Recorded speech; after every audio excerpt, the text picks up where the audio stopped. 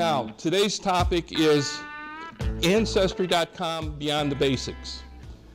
Now, the basics, I kind of talk about, you're diving into the public trees right away. You're looking at the census records. You're looking at nationalization and passenger records, and maybe some birth, some military, but just kind of surface. And generally, the census records is a big thing. Now, search techniques, though, is one thing that I think Ancestry doesn't do very well at helping people. They start with this big general screen and entice people just to type in a name. It's so easy. Well, the number of results you get back really confuse you. It really makes it harder to do what you wanted to do. You don't know where to start. So what I suggest is to take specific databases and start with them where you can dial in specific information and narrow your search quite a bit. Also, we're going to be talking about using the catalogs to help that along. Also, some advanced search techniques, wildcards, and some other techniques. So, specific databases, for examples, census records, but take a specific year. So if you're looking for a specific individual, ancestor, aunt, uncle, whoever, look at the last year they were alive and would be listed in the census. If they died in 1945, start with the 1940 census. The 1940 census is the first census record available, or the youngest one, the most current one. They're available to the public every 72 years. So 1940 became available last year, 2012. 1950 won't be available until 2022. 2011, November of 2011, I mentioned that next year the 1940 census was going to be available. Somebody would not take no. Where can I find it now? It's illegal for them to release the personal information just by the law that made those available until they're 72 years old. The 1940 census was taken on April 1st, 1940. It was made available on April 2nd, 2012, one day late because the first was on a Sunday. So use those as a guideline. But anyway, use a specific year. What does that do? Well, if you use just census records, you'll get probably maybe a dozen or so similar names for each year, starting with 1940, 30, 20, but if you just do it for 1940, you'll get that dozen, and you'll be able to see your ancestor better. If it's misspelled or something like that, then you can zero in with other criteria to try to help that along. But narrowing it to 1 year of the census record has helped me keep my search results, or find my search results quicker, because usually the search results will show up on the first page. I'm spoiled now. If I don't see what I'm looking for in the first 10 results, I try something else. When I was looking for my grandfather's passenger record, I didn't have these skills well-defined, well-honed. I went through 400 pages of results because his name was indexed wrong. The ZU was indexed as LA, so you can see where it would be difficult for me to find him. But anyway, zeroing in helps you put in specific criteria to help you narrow your search better. Immigration records, you can go down to the specific port But not everybody came through New York. Everybody think, well, they came through Ellis Island, but my grandmother did, my Polish grandmother did, my Hungarian side did, but my grandfather came through Philadelphia. My grandmother's brother came through Philadelphia. I've found a lot of people in my wife's family came through Baltimore. So there's a lot of different ports on the East Coast. So passenger records, passenger list, versus immigration and passenger. Because with the immigration, you'll get a lot of naturalization petitions, but if you're only looking for when they came, which has a lot of different information, you want just to look at the passenger lists so that you don't get confused by all the other stuff. And birth records, look for a specific state. Death records, look for your relatives by a specific state. Military records, the main thing Ancestry has are draft registrations, which everybody knows about, but they also, if we're in the Navy, the muster rolls give you a lot of family information too. And it's World War II muster, Navy muster rolls. Now, here's an example. This is the basic Ancestry search. Look at the lack of information you can add to it. It's basically name, year of birth. Where were they born? Where were they living? All that helps you narrow the record. Here is their advanced search. Again, it's a little confusing. You can use any event and location, but it doesn't go into their search engine very well. But for census records, you can go do here. This is the general search for census records. Look at what they added, location of where they were living. So you can narrow your search even more. But if you scroll down from that page, you'll see that you can also go to a specific year. And as I said, as you narrow your search, the number of results that you're going to get is going to be smaller. The smaller grouping of results will help you find your ancestor faster.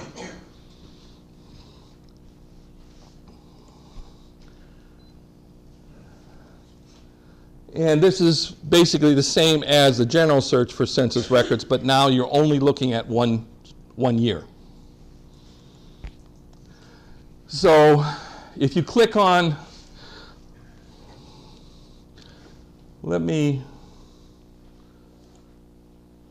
what I'm doing is I'm using that little tab. So you can see search all records, that was that general search. Census records, that was where we zeroed down. You know, here for census records, it's census and voter lists. I went over here and clicked on federal census, and then I started getting different screens. For birth and marriage, now I'm doing another page, different type of search.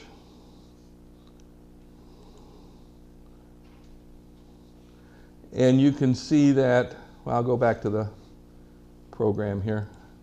You can see that now I have a lot of different information to add. But if you're only looking for birth records, I would click on birth, baptism, and christening. Marriage records over here. See what I'm saying? You will get different screens so you can narrow your information more. You can zero in and find your record, find your ancestors faster. It seems like you're going through additional steps, but at the end, the number of results you have to interpret are smaller, and that's the time-consuming one. Military records, again, here's a list, but the real treasure trove is using the catalog. When I first started using Ancestry, I was going to those tabs we just went through, and when I went to that first page, they gave me a big box in the middle that I can scroll down and see all the different databases. They did a revision about 3 years ago, and they did away with that page. but the databases are still there. They're not really hidden, but you have to find them through the catalog. So click on the catalog, and what you'll find additionally are city directories, voter registration, a lot of different types of records. State birth records, marriage, death, colonial vital records. Depends upon where you're going. So clicking on that catalog, you get this page. Ignore what's over here on the right for the time being because that's just a random list. Go up here and type in, I usually type in a state, a country, a keyword, like city directories, like US Census, like 1990, something like that, for the type of database that I want to look for. And that'll get you to a specific database, and generally with a search box that you can type in different criteria to do your search by your ancestor. Some other things in that catalog though, military records, unit histories, pension records, a lot of neat stuff in there that really adds to your family history, that goes beyond those census records, goes beyond the immigration records. So there's a lot of neat stuff that you can find in the catalog that you don't see right up front. So explore and browse the catalog to bring up your knowledge of what's in there, or do some trial searches.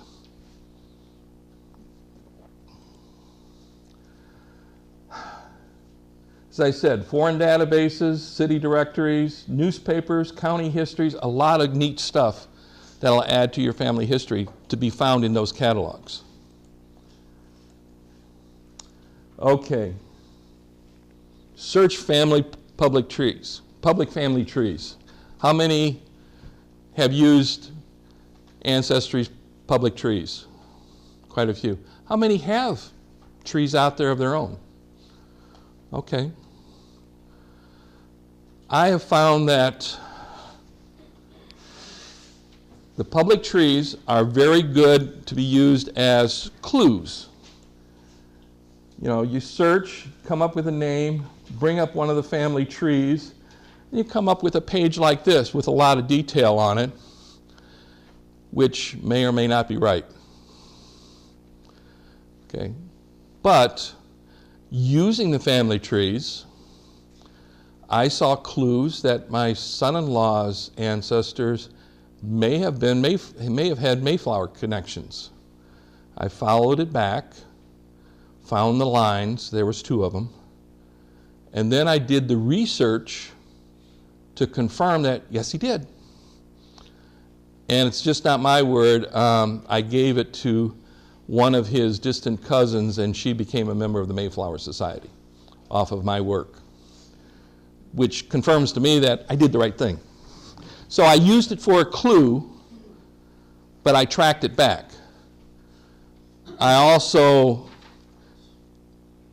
confirmed that some of that information, not so much on those lines, but on other lines I was looking at, that they were wrong. The basic researcher was praying for a miracle, you know, that the father had a child when he was 10 years old. So it didn't work out. Or that he had brothers born in Virginia. He was born in Illinois, and then he also had sisters born in Virginia afterwards. And that normally isn't the case either. So you have to use some logic. Always use them as clues, because they may get you around some brick walls. It will point you to various places to go look for the information. And if you can find the confirmation, then it's good. If it is a little shaky and you can't find the connection or the confirmation, it may be true, it may not. But use them as clues. Okay, the public trees, as I said, you need to be a paid subscriber to look at the family trees. You benefit from past research, but only use them as clues, and always look for the logic, as I was saying. 10 or 12-year-old fathers? No. So, although my great-grandmother was 14 when she had my grandfather, so that's possible. Okay, now we're going to look at different search techniques. The advanced search fields, wildcards, and something that a lot of people haven't looked at, just using first names. Kind of weird, isn't it? Okay, the basic search page, as I pointed out earlier, very basic data. When you look at the advanced, you can add more things. So I always say, use the advanced because now you can narrow your search more. You can filter out some of the results you don't want to look at. By using the advanced search screens, you can, again, keep reducing the number of results so that you spend time looking at fewer results to find your ancestors. That'll speed up your research. You're not spending more time doing it. You're finding more people in the same amount of time. Okay, wildcards. Everybody used wildcards before? Who haven't? Okay. Two basic wildcards, the asterisk or star and the question mark. The question mark substitutes for one and only one word. Not 0, but 1. The asterisk can be used for 0 to infinity. It is more than 1, usually, but it could be 0. But I don't know, I search for a lot of Polish people. A lot of Polish people dropped the ending of their word, of their name. So if I'm not sure, I put an asterisk in there, and even if they dropped it, the result will come up. Okay, now, general rules. Within the search word that the word that you're entering for it to be searched, it has to have 3 valid letters, plus the wildcard. It can have more than one wildcard. It can have one at the beginning, the end, and also one in the middle. You can also mix the wildcards. You can use both the asterisk and the question mark. Again, let's go back to a Polish word. A lot of the Polish names end with O-W-S-K-I, or A for female. So I'll use asterisk, O-W-S-K, question mark. I might get a few more, but by adding in all the other criteria, age, where they were born, where they were living, and things like that, I can narrow it. So when you're using wildcards, you just can't put in a name. You have to put some more criteria in there so that you don't get a lot of results. You can narrow your results a little bit. So here's some examples. Anderson is always a good one to show why the question mark. Is it S-O-N or S-E-N? I already used O-W-S-K-I. And the other one is, I have no idea what that name's supposed to be. It's just showing 3 valid words and where I put something beginning, ending, and in the middle.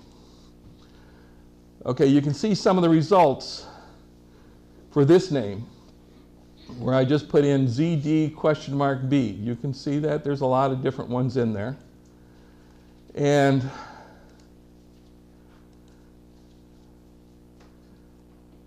you can, even a little bit of a surprise, see there's an ID, but below it is a parentheses. Now what the parentheses is not ancestry saying this could be.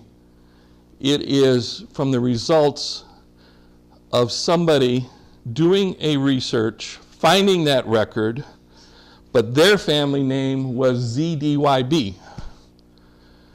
They went up in the upper left-hand corner. You can put in alternate information. You can put in an alternate name. And it doesn't show up immediately. It doesn't show up just because you put it in there. Ancestry looks at it and then approves it. If there's a valid reason, if somebody can look at the record and actually see what you see, then they'll approve it, and now it'll show up as an alternate spelling. What does that do? Well, it'll help somebody in the future putting in what the name as you know it without the wildcards and come up with the same result. I did that for my grandfather's passenger manifest, and he was indexed as Lakowski. His name was Zahaski. When I looked at the record, the Z and the L at that time was written the same. The Z had a line through it. The record did not have a line. So the indexer interpreted it as an L. The next letter definitely was a U. But there were no Polish names with LU, so it's got to be an A. Okay, the next letter could be a C, which it should have been. The next letter should have been an H, and you could have interpreted it as an H, but he interpreted it as a K. So he was indexed as Lakowski. I now have an alternate spelling for the name of Zahaski in there, so anybody looking for Zahaski could find it. So when you find things, put that in there to help somebody in the future, one of your distant relatives. You may find that they might contact you. You might find that you rediscover the family. In doing my family histories, I reconnected with about 14 or 15 cousins. Everybody went their own way, and now we're more of a family again. No, we're not going to have any reunions, but through me, through my family histories, they know what everybody else is doing. They might even exchange Christmas cards. I don't know. Okay, now the next thing, first names, and only first names, no last names. Not even wild cards with last names. And I did this because some names really get butchered. And I wasn't finding any results for some people I was searching for using any sort of wildcards or variations. It just didn't come up, but I knew they were there. So I started using just first names. This is a family that I use as an example. Look at all those spellings. There's no way that you can have any variation of those names. Wildcards or just typing in names. Two different. I started with this one here, Jubert. That's the name the family is using today, Jubert. I kept on saying Joubert, but they're Polish, so they just referred it back to Jubert. These five, these three, and these two, I found in Michigan birth records off of Family Search. Now, you can see some phases of Jubert in these names, but Jubert wasn't the name. The actual family name that the cousin now has to use to go across into Poland is this one down here. It's pronounced Jubek. DZI has that hard J sound. So that's how they got to Jubert. Now the other name, Sulek, well, here's an example. Well, this is how I started. This is what I had, Joseph Jubert. And he was born in Ironwood, Michigan. So I went to Ironwood, Michigan, or I typed in Jubert, Ironwood, Michigan, and no results. I typed in Joseph with the year of birth, Ironwood, Michigan, and the names of her parents, or of his parents.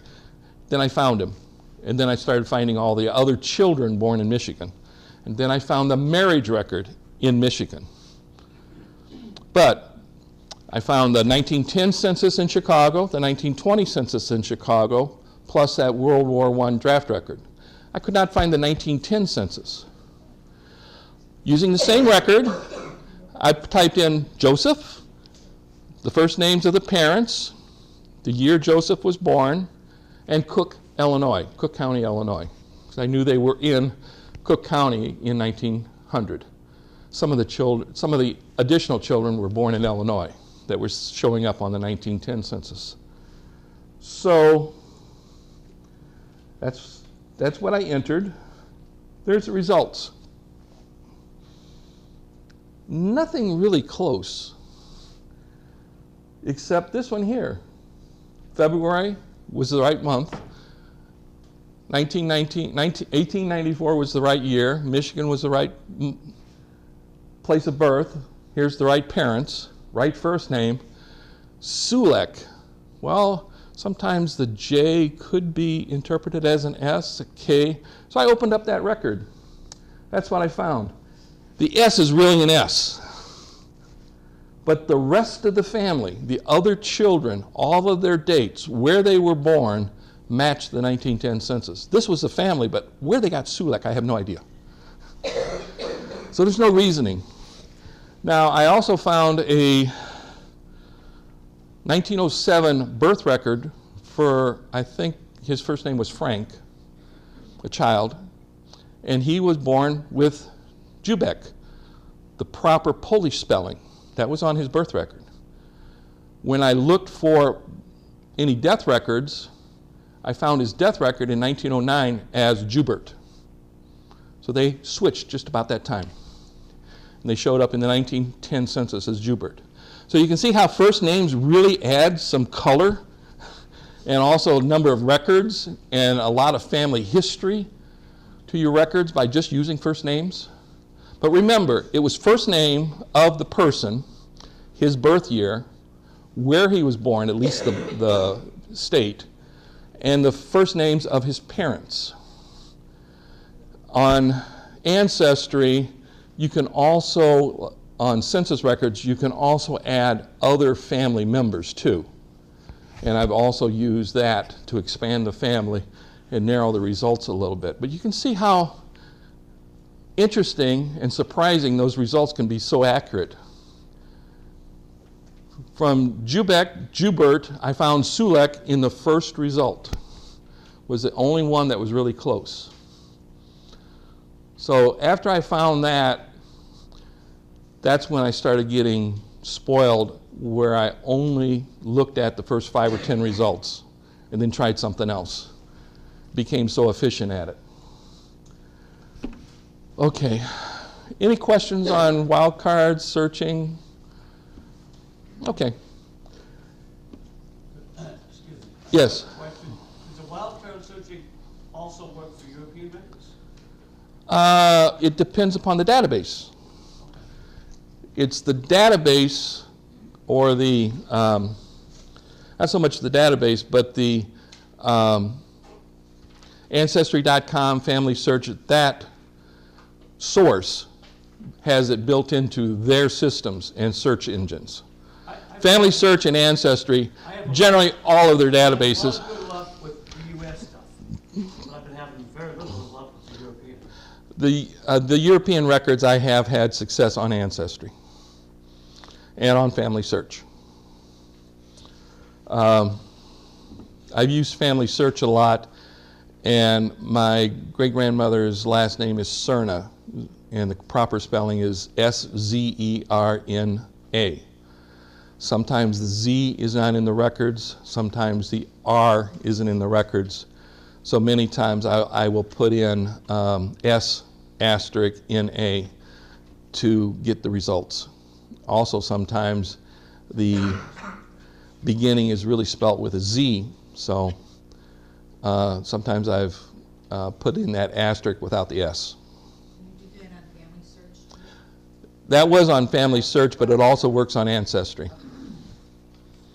Okay, any of you having any problems using the earlier census records? It's very difficult. There's not as much information, mainly because they don't put in ages, they don't put in where they were born, it's only head of household, and you really want to find out who are the family. Okay, I have 2 examples here. But the first thing, well, this is all that they have in the those early census records, which are defined as 1790 to 1840. And to start with, you need to collect all the census records that you can find and all the other information you can find. And it may be in steps. You may gather your information and then find out, oh, I want to look for something here or something here, and keep searching and gathering and refining what you have. But vital records, cemetery records, military records, land records, probate records, all sorts of records from the general area where you think the ancestor was from. Okay, here's the first part of one of them. The family name here is Howard. I didn't put this on here. But I'm looking for the father of somebody named Silas Howard, who was born in 1823 in Cayuga County, New York. So I have no link to him. The county historian says the vital records for that period are very minimal, very sketchy, and Silas was not included in whatever she found. So who was the Howard families? Well, the early Howard families, 1900, we had Cyrus, Peter, and Philip. Okay, looking at where they were located, Milton, and I kind of zeroed in that I think Silas was born in Locke. Don't ask me why right now, but I think he was born in Locke. So Philip, Milton was closer to Locke than Aurelius, that's a town, in the 1800. 1910, they had expanded and actually formed Locke. So here's Philip in Locke. So I'm zeroing in on Philip. Now Philip's too old to be Silas's father, but it may be his grandfather. So 1920, there's Philip. So I'm pretty sure it may be Philip because most of the other Howards are in other places in the county. So I'm looking at Philip and looking at these. So now I'm taking, I'm doing this. I'm putting together a family group chart using all the different census records and then segregating them in by these. Let's go back. Here you can see that family members are not listed, but they're by age group and by gender. So I'm segregating those numbers by census record so that I can identify how many children did he have, how many were male, how many were female, and what were their estimated ages. Now you can see on this chart, oh gee, I have, after his wife, Sally, who I identified, off of a cemetery record, I have Silas, Chauncey, Sally, Rebecca, Calvin, Melinda, Ira, Herman, and then a lot of people that aren't identified. Now I'll show you in a minute how I got those names. But I got that Silas died in 1831, and on his gravestone, he was the son of Sally and Philip. That was the first piece of nice information. At least I identified one of his children. But I also found Chauncey and Calvin census records in Locke in later census records. So now I have two names of children that were probably associated with Philip because they're in Locke and they're probably on the family homestead. But then for Calvin and for Chauncey, I did things like this. Okay, here's his 1930 or 1830 census record. And here's Calvin. Here's his mother. Silas, I know how old he was at that time, so he's right here. But he also had 3 other brothers and 2 other sisters living with him. from that list, other than Chauncey, all the brothers are accounted for him that were on that list. 2 of the 3 sisters were accounted for who were named on that list. I was lucky that I found this probate record. Now, it was dated in 1860, which was kind of after the fact. It was for Silas. I have no idea why they did it in 1860 and not 1831 when he died. It's kind of after the fact. There was some sort of family probate business that they had to take care of in 1860. I don't know what. But it listed those 8 people. It listed Silas, who was deceased, and at the time that he was deceased, one living relative was his mother, who by 1860, they say, was deceased. And then they listed his 4 other brothers and his 3 sisters who were living at the time. Now, if you go back, now, all these unknowns, they could be children, or they could be relatives living with them, or they could be servants. But if you look back here, you're looking at 1800, and all of these people were less than 10 years old. Those were probably children.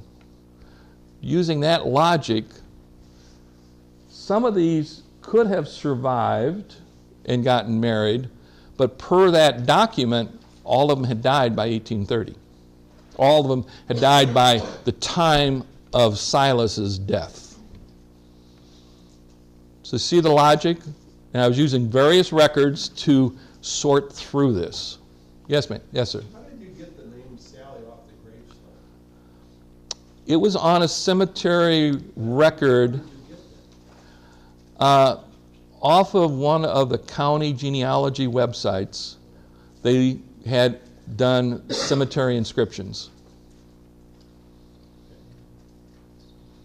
And finally I wrote a letter to the historian, and she supplied all that information too. Half of what she gave me I already had. But she gave me that probate record, which really was worth. No. She just did the transcription. She just pulled it off the cemetery transcription list that I had already seen. But the probate record was the real treasure that she gave me. Okay, a second example is William Jenkins. Okay, we know William Jenkins was born in Eaton, Wyoming County, Pennsylvania in 1842.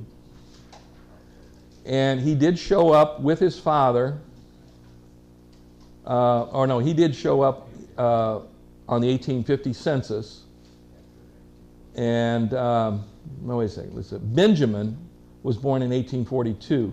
He was on the census record in 1850 with his father William, who was born in Pennsylvania in 1840. The census record was for Eaton, Wyoming County, Pennsylvania.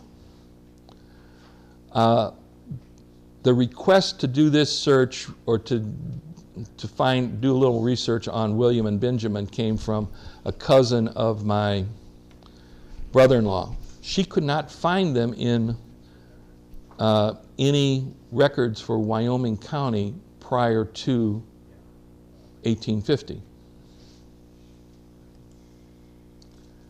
And you can see here's the 1840 census. Here's a William, but in the wrong county, way too far away. Here's another one, way too far away. Didn't show up. If you look at maps, look at the history of Wyoming County, it was formed in 1842.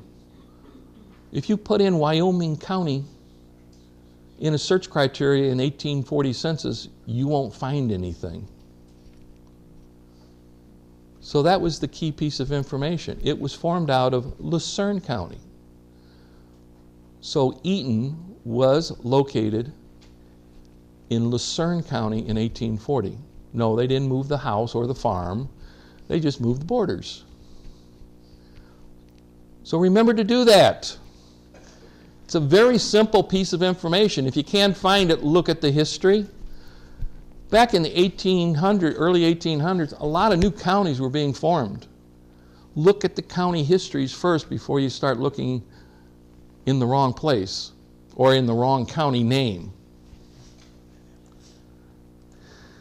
Once I found that, hey, guess what? Here's a John Jenkins in the 1846. Guess what? He's in Eaton. Here's a William H. He's in Eaton. There's William. He was in Eaton in 1840 with Benjamin. No, Benjamin wasn't born until 1842. But here you have a William and you have a John. When I looked at John and William, they were probably brothers. They were about the same age. In fact, John was younger than William. So here's William. Here's William, one daughter. These are kind of old to be his daughters, so they were probably two sisters living with him, and his wife. John, you can see, was about the same age, maybe a little bit younger, and he only had his wife there. So he was probably a brother. So now you can start seeing the family in Luzerne County by analyzing those age groups and looking in the right place.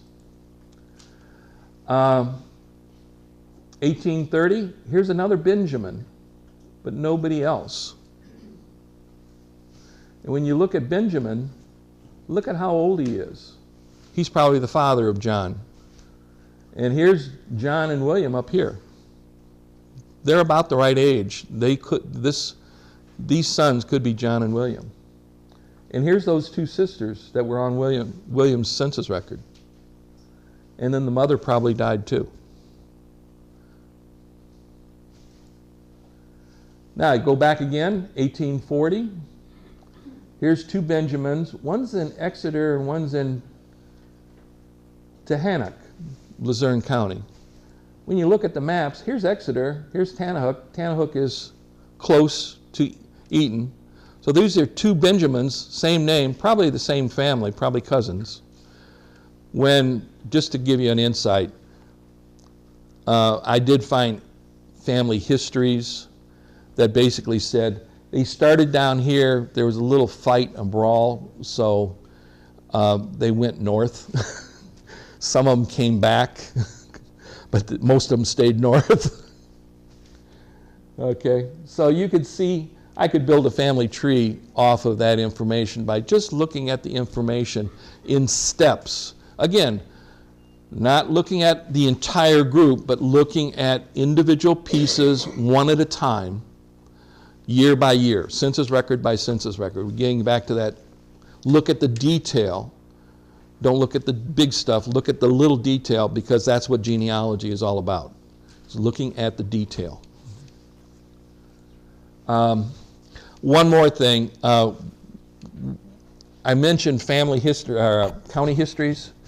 When I found county histories for Luzerne County, let me see if I listed it here. Yeah. Look at this one here, John Jenkins. He died November 1784. He actually was called out in a county history. He and another gentleman were the key people to recruit settlers from Connecticut into Luzerne County. He was making money selling land. But he got into an argument with people from New York that were also selling land in Luzerne County. There was a little civil war between the New Yorkers and the people from Connecticut, and John died. So he was really the patriarch of the family, and he left a large family in Luzerne County.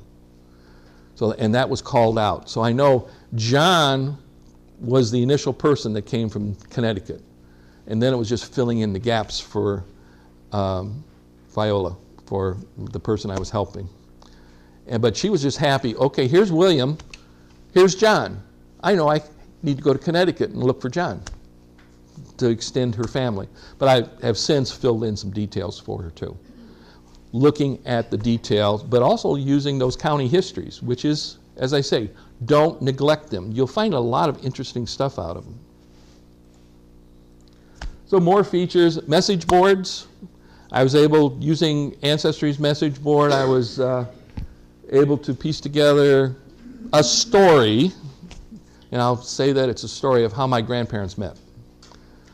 Even though my Polish grandparents were born maybe 5 miles apart in Poland, they went to different churches. There was an 8-year age difference. My grandfather left in 1912. She left in 1921. She was probably about 10 years old when he left. I don't think a teenage boy paid any attention to a 10-year-old. There was no love letters going back and forth. But how did they meet? He was in Bloomington. She was in Camden, New Jersey, outside of Philadelphia. 900 miles. This led me to her brother and his cousin in Camden, living 4 blocks away from one another. That's how they met, probably. There was a nice social club there, so I have a feeling they probably some bars too, so I'm sure. And her brother wanted to go back, so he needed to get rid of his sister, so he married her off to my grandfather. Okay, other things, Learning Center. Don't forget this. There's a lot of neat stuff in here. What's new, but also some of what we're going over today, how to use Ancestry. DNA testing, I mentioned a little bit earlier. Ancestry also they're changing their paths on using DNA. They were using early on Y-DNA and mitochondrial. They did away with that and switched to the new autosomal testing. All 3 are good. All 3, though, give you different results because they test different genes. Y-DNA is extremely powerful. Mitochondrial is a little more confusing, but also very powerful. Autosomal needs a lot of interpretation. It's a new field. And the trick with all of these is large databases to compare, large databases to get matches. And there's 3 major companies, Ancestry, Family Tree DNA, and 23andMe. All 3 offer autosomal. Family Tree DNA is the only one that offers mitochondrial and also Y-DNA. Family Tree DNA has been around the longest and have the largest databases. So before you jump into the DNA pool, ask yourself, what are you looking for? Why do you want to do this? Or do you just want to test it, see what it gives? But each one gives you different things. I have not done a mitochondrial test, but I have done 2 Y-DNA tests, one with me and one with a cousin, which proved very interesting. And I've done also the autosomal. The autosomal, if you have European ancestry, it'll show European ancestry. It may show you some surprising other stuff, but don't think that it's going to solve all your problems. It'll probably give you more questions than it'll answer. But over time, it may answer some of those questions. As the databases build, as more people join the group, you'll get more matches. You know, the matches that I have were before I had my tests. So more results are coming online as more people take the tests. So, but Ancestry is trying to be a big player here, so I had mentioned it. But it's available on the internet only, meaning you can access it from your home. To read about it, it's free, but to see the results and take the test, of course there's a fee. I think it's $99. Well, actually for Christmas it was $79, but I think it's $99 is their basic price. Okay, build your family tree. We talked a little bit about this, but I started building my trees on Ancestry, In fact, I really embellished some of my ancestors. Now I don't. I click in occasionally just to show activity. I follow the hints just to show activity, just to keep everything like at the top of the search parameters. But I don't embellish too much. An example is I might have uploaded a copy of a marriage certificate or a death certificate or a birth certificate for my ancestors 3 or 4 years ago. Now I don't. I'll list the date, I'll type in the source, but I won't upload the actual copy. The reason I'm using Ancestry's public trees for contacts. If I just put in the document, people will take the document and go on. If they want the document, they have to contact me.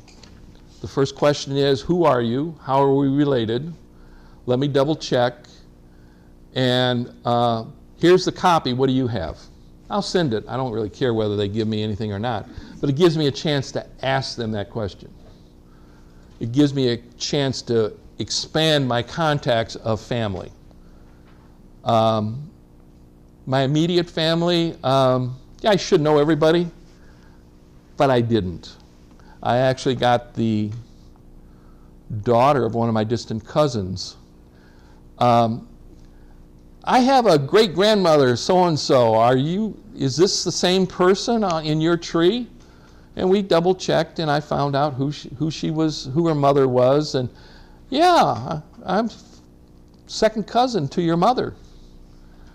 But that led me into contacting her aunt, who I'd never contacted. In fact, I think I remember taking my first tax information and gave it to this aunt's father to do my first tax return, like when I was 18. She was in diapers running around in the background. That's the age difference we have. But that was the only time I think I even saw her. But I knocked on the door. She knew who I was, and she invited me in. I got a lot of pictures. So you can see how that helps. Pictures, documents, information, family stories. It reintroduced me to a lot of my family who we had lost contact with. But also, I do a lot of work on extended trees of my brother-in-laws, my first wife, my second wife, my daughter-in-law, and 2 son-in-laws. So I get introduced to their side of the family, and I get a lot of information I didn't know. So it's very interesting. It's good to have a presence out there. Just don't use it to say, this is what I did. Well, this is what I did, but kind of with carrots out there to show them what you may have so that they will contact you so that you can exchange information. I also note that some people do take my information, and that's fine. And I've gone back and, okay, go to their tree, click on, here's their contact information. I see that we're somewhat related. I'm so-and-so. What else do you have? I'm not bashful. Okay? I used to be very shy. But genealogy has led me not be bashful, because if you don't ask for the information, you're not going to get it. So it helps with the exchange of information is the main point here. Here's all sorts of contacts. So in summary, look at specific databases, use the catalog, use the advanced search pages, not the general search, use wildcards, use first names if you really find roadblocks, and develop tables. Learn how to use Microsoft Excel or whatever spreadsheet software you have. Message boards, don't be shy. Oh, one message board. I got in contact, and I'm still in contact with a person that led me to my family, my grandfather's family in Poland. I'm looking for these surnames from these villages. Oh yes, my grandmother and mother were born in those villages. My grandmother has that surname. Well, we have common ancestor back to the 1750, but now I'm exchanging Christmas cards with a second cousin because his mother went up to and I also have pictures of my great-grandparents because his mother went up to, knocked on doors. She knew the people because it was only a small village. They all knew each other and got me pictures that she sent from Poland to Liverpool. Paul scanned them and emailed me. Then he sent them back. That was so strange, so I'm indebted to him. But message boards, use the learning centers, and definitely use the public trees. Don't be afraid, but just be careful. That's all I got. Anybody learn a little bit? Okay, good. Now I said I'll be here till noon, which is an hour and a half. If anybody has general questions that'll benefit everybody, feel free to do it now, or you can come up here and ask me individual questions until I leave. Yes, ma'am. You talked about creating the census records charts. You showed an example where you had that whole thing. How did you create that? I heard you in the end you just talked about Excel. Did you use a template? Or? No. It's kind of freehand. Yeah. The question was, how did I do those tables for those old census records? Oh, I'm tethered here, sorry. It was just freehand using an Excel spreadsheet where I put columns down for the names or, daughter. And then from the various census records, just by year filling in different columns to try to track when did children appear and when did they disappear. And they could disappear because of marriage or death.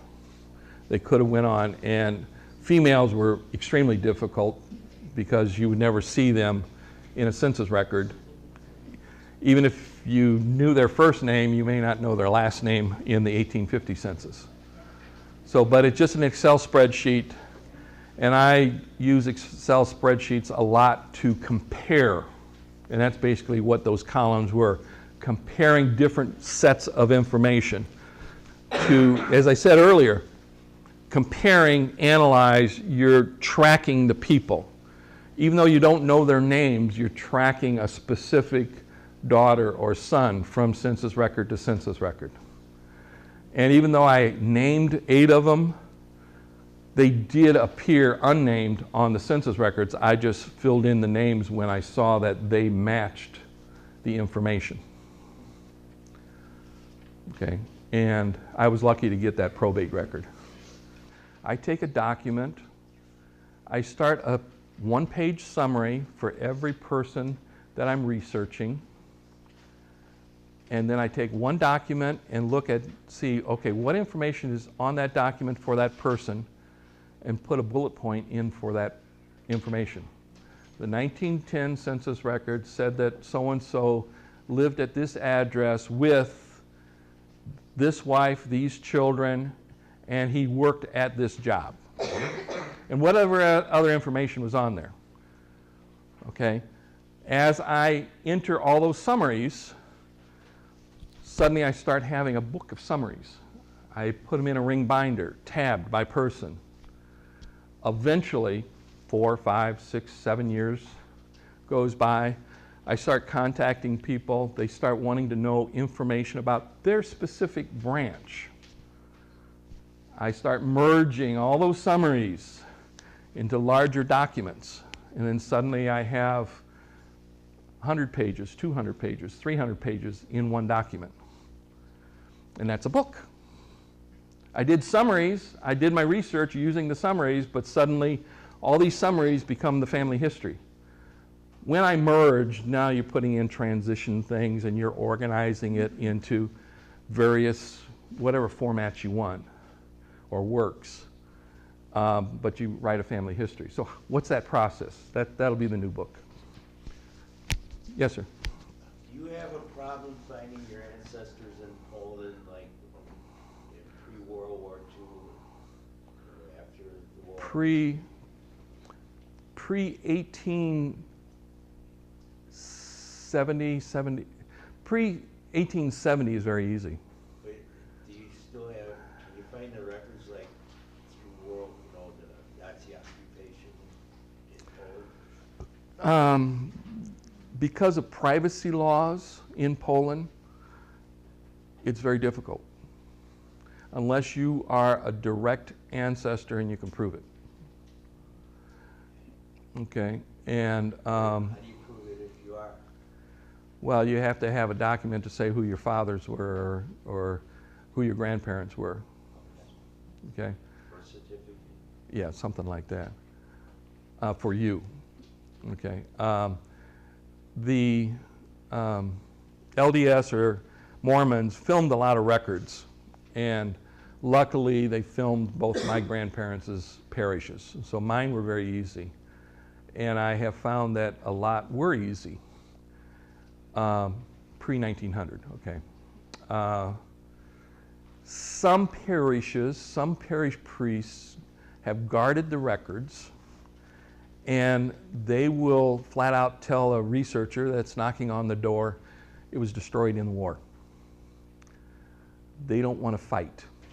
It was destroyed in the war. Go away, I don't want to talk to you.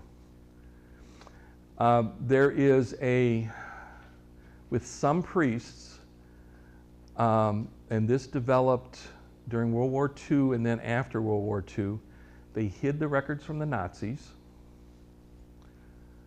because they didn't want the Nazis getting a hold of personal information so that they could go out and find people. They hid them from the communists for the same reason after the war. And now these crazy Americans are looking for information and they don't know who we are. And I don't care, I'm not gonna give them to you. I have them, but you're not gonna, you don't wanna know what's in those records, so I'm not gonna tell you. But generally they'll just say they were destroyed in the war, but most of them were saved. They're just being restrictively hidden by the priests because they don't know who you are. Various Americans have gone over and over years, not a year, not 2 years, but 4 or 5 years of trips into a village, developing friendships with other people in the parish, have gained the confidence of the priest and permission to do the records. There is a large effort in Poland today to make more records available online. Okay, and that's one of the reasons I had to revise Finding Grandma's European Ancestors, and it developed into the Polish book showing those records. Yes, sir? I imagine throwing American money into the collection plate would also help. Nope. Doesn't work? Nope. Nope. Those crazy Americans, they can't buy them. I was thought that yes, that would help, but if they're willing to do it, yeah, it's nice to give them the money. They'll feel better. But if they don't want to give it to you, they're not going to let you buy it. No, it's not stubbornness, it's distrust. They still don't know who we are and what kind of motives we have. And you also have to remember it's kind of a very conservative country. There's a lot of, even though it's very Catholic, there's a lot of illegitimate children in there. And there's a lot of family secrets. I was telling people earlier that in my research, when I was talking to different cousins down in Central Illinois, there's a lot of family history. There's a lot of family secrets. And obviously there was, because I didn't hear any as I was growing up. I started finding them out as I started talking to them now. But nobody knew the real reason. You've been around in groups where you've gone through the exercise where you whisper something around the room and it comes back to you, it's totally different. Well, that's kind of the same thing. A lot of the things got lost.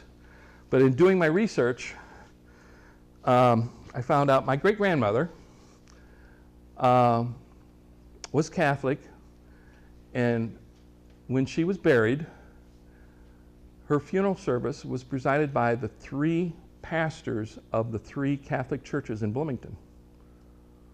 That's very rare. The 3 pastors at that time of the 3 churches. Boy, I didn't know she was that holy. She was just the president of the Altar and Rosary Society for so many years that she had all of these friends and things like that. So she was well respected, but she was just a little Hungarian lady that spoke very little English. When I found her family records, sisters, parents, she was a gypsy. Okay, she had my grandfather, even though she said she was married in 1892, and my grandfather was born in 1893, and she was born in 1877, when she was really born in 1879. He was born when she was 14. She was married in 1900. My grandfather was illegitimate because Y-DNA testing proved that my great-grandfather wasn't my great-grandfather. We had another DNA test with somebody, the son of another son that was born after 1900. We don't match. A lot of family secrets there that, and I don't care. I think it just adds to the family history.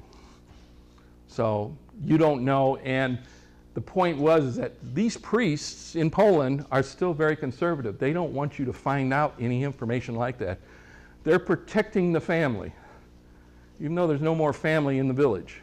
Is that true in other countries as well? Because I've heard that in my family history in Germany, the same thing, after the war, everything was destroyed. No, it wasn't. Can't go back any further. No, it wasn't. You just have to find it. Germany, my German research has proven very difficult.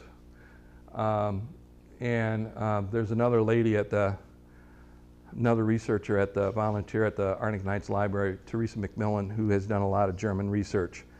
She is very good at it, just like I'm good at Polish, because I know all the ins and outs. She knows all the ins and outs. But even listening to her stories, the German research has been very difficult and has been very lucky for her. It is less centralized than the Catholic Polish records, because Poland was almost all, large majority were Catholics during the time periods of the research. Civil records basically in Europe came into being about 1895, plus or minus a few years depending on the country. So the church records were the main resource that you're going to find. And even if you were dealing with a Protestant or Jewish birth or marriage, and there was no rabbi or there was no Protestant minister nearby, the Catholic priest recorded the birth, recorded the marriage. Even though it didn't take place in the Catholic Church, he was the Catholic priest was the main government, quote, pseudo-official to record all vital records in lieu of any civil person doing it, in lieu of any other religious person doing it. If there was a synagogue, if there was a Protestant church nearby, it was done in the proper facility. So if you're studying that era, if you're trying to follow your family history back, can you skip those years of the wars if you know what happened, if you know names and things previous to the war? Yes. My grandparents were born in the 1890s. The records exist. I did not bother to get them. I had a copy of my grandfather's baptismal certificate, but I did not bother to get my grandmothers. I knew the names of their parents, or I found out the names of their parents. I guessed at their ages. Their ages said that their birth records were probably on LDS films. All I had to do was find the parish. Once I found the parish and found that, then I ordered the film that covered the years that I thought they were born. And I almost had a heart attack when I found my great-grandmother's birth record. Seriously, I had to get up. I was breathing very heavily. I had to walk around and catch my breath because I was that excited to find it. You know, an 1855 Polish record that, you know, for my grandmother's mother, who I started out my search. I knew her first name was Anna. Her marriage name was Zuhaski. I did not know what her maiden name was. I did not know her parents' names. Yes, she did tell me when I was in grade school. I wrote it down. I have no idea where those notes went to. I started my research after all my grandparents and both my parents died. So it was my sister who cared, did not know anything and did not care, which she has proven that she does care. She just wants to know the results. She just doesn't remember anything. So, okay, yes, ma'am. A question, my great-grandparents came from Sweden through Ellis Island. They changed their name because their name was Johnson, their name was Johnson. They were told they were, from what I've heard, there were a lot of Johnsons, why don't you change your name? Names were not changed at Ellis Island. Okay. But their name was Johnson. It wasn't when they came over, or as they ended up in the Dakotas, it was Nylander, which meant new land. Okay. I don't know when. I would look for their passenger manifest under Nylander or Johnson. Generally, you had to enter the country under the correct name. You had documents from the old country that said who you were. Now, either you changed the name before you boarded the boat, but generally the passenger manifest had to have legal documents to say who you were. You just didn't board a boat and come over and just make up a name. They needed to know who you were. Usually boarding anyway, you had to stay in the same place for a few weeks before you got on a ship, correct? No, you didn't have to. Okay. It was the scheduling. Okay. If you were able to buy your ticket ahead of time, then you knew when it was leaving, so then you could show up a couple days ahead of time. If you just showed up at port, then you bought a ticket, and it depended upon how much you wanted to pay for the ticket. Sometimes you could get a cheap ticket to leave, very soon, or you had to wait. But I think in Bremen, Germany, is that the right name? Bremen. Okay, they had you stay there for a while to see if you were healthy enough? You had to pass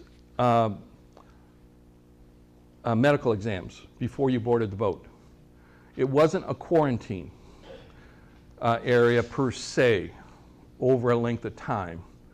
You entered the quarantine area, had your health checked, then you couldn't leave. After you had your health checked, you couldn't leave. But it was not a quarantine area that you had to be there 2 weeks to make sure, because a lot of people contracted diseases on board because people went aboard with various diseases. I had the sister of my grandmother died in 1910, not after she contracted measles on the voyage in 1910, went to the hospital off of Ellis Island and died there, and is buried in Queens, New York. And we didn't know that, but I found the passenger record that said that. I found the death record that said that. I know the cemetery a lot because I called up the cemetery and have all that information. But she contracted measles on board. So measles probably could have, if they did have a quarantine, probably they could have caught it. Not hers, but who she contracted it from. Because there was 3 other kids, children, that died the same day of the same disease. So, but the quarantine, it was also in Hamburg, but it was an area primarily, it had dormitories, so it was a cheaper place to stay waiting, but basically you were quarantined because after your health exam, you had to stay there until you boarded. Yes, ma'am? You said you had to have the proper papers in order to come here? Mm-hmm. I always thought the day wow was without passport, wasn't it? I haven't heard that story. I don't have really any. I heard that from Italian people. It's not passport. It's not passport. But generally, most Europeans, especially Austrian area, had to leave with visas. So they may be referring to the visa as a passport, but that's an interesting term. I think there's a lot of interesting terms that come from other stories, but don't know. Yes, ma'am.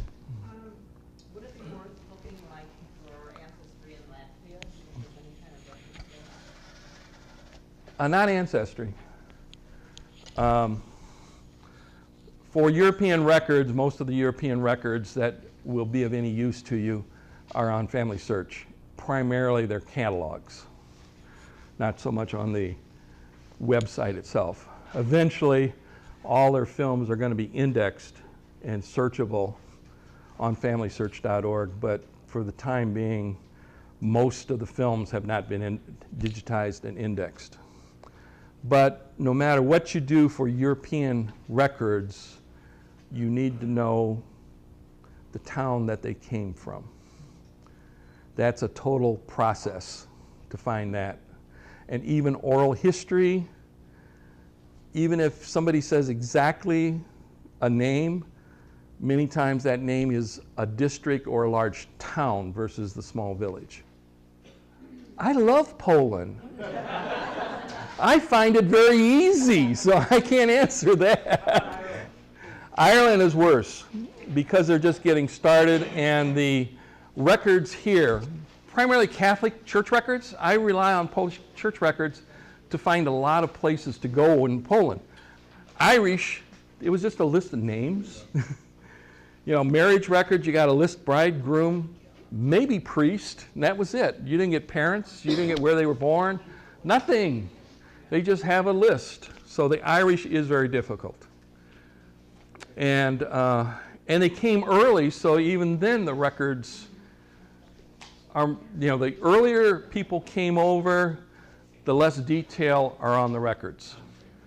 After about 1900, the records started getting more detailed.